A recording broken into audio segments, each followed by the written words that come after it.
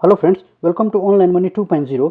तो आज हम बात करने वाले हैं Garuda construction and engineering IPOs के बारे में और साथ ही जानेंगे आज का ग्रे मार्केट प्रीमियम कैसा रहा। इस आईपीओस में एक लॉट के अप्लाई के बारे में अगर सोच रहे हैं तो ये आईपीओ आपको कितना प्रॉफिट दे सकता है।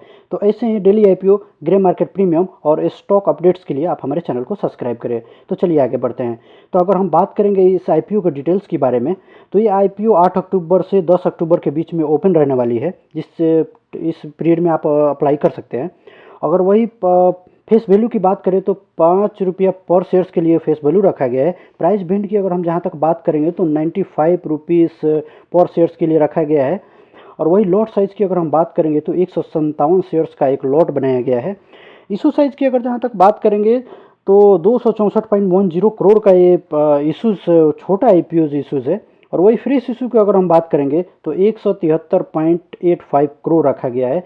यानी ये कंपनी आपके पैसों को सीधे सीधे अपने बिल्डअप होने में इस्तेमाल करने वाली है। ऑफर फॉर सेल्स की अगर हम जहाँ तक बात करेंगे तो 90.25 करोड़ रखा गया है। और वही इशू टाइप्स की अगर हम बात करेंगे तो बुक बिल्ड इशूज़ आईपीओ है रहने वाली है। अगर लिस्टिंग की अगर बात करेंगे तो बीएसई और एनएसई दोनों पे लिस्टिंग होती हुई दिख सकती है ये कंपनी। अगर इस कंपनी की अगर टाइमलाइन पे अगर हम एक नज़र डालेंगे तो इस कंपनी का टाइमलाइन इस प्रकार है। थर्सडे अक्टूबर 8 को ये ओपन का डेट रखा गया है। क्लोजिंग का डेट जो है थर्सडे अक्टूबर 10 रखा गया है। वही बेसिक अलॉटमेंट की अगर जहाँ तक बात करेंगे तो 11 अक्टूबर फ्राइडे दिन रखा गया है। अगर रिफ़ंड की जहाँ तक बात करेंगे, आपको अलॉटमेंट नहीं मिलता है तो आपको ये पैसा रिफ़ंड कर दिया जाएगा 14 अक्टूबर को। क्रेडिट शेयर टू डीमेट की अगर जहाँ तक हम बात करेंगे तो ये 14 अक्टूबर रखा गया। आपको अगर अलॉटमेंट मिलता है तो आपको डीमेट अकाउंट में ये शेयर कर दिए जाएंगे। लिस्टिंग डेट की जहाँ तक बात करेंगे तो ये थर्सडे अक्टूबर 15 को रखा गया है। अगर इस कंपनी के आईपीओ के एक लॉट साइज़ की पूरा हम अगर बात करेंगे तो इसमें रिटेलर्स के लिए मिनिमम 1 लॉट्स अप्लाई कर सकते हैं और रिटेलर्स मैक्सिमम 13 लॉट्स तक ही अप्लाई कर सकते हैं। स्मॉल एच एन आई की अगर जब बात करेंगे तो 14 लॉट्स मिनिमम के लिए अप्लाई कर सकते हैं। वही small H N I maximum की बात करें तो 67 लॉट्स रखा गया है। Big H N I minimum की अगर बात करें तो 68 रखा गया है। वही इस कंपनी के अगर फाइनेंशियल बैकग्राउंड पे अगर हम एक नज़र डालें हैं तो ये 111 करोड़ 2022 में असिस्ट की बात कर रहे हैं।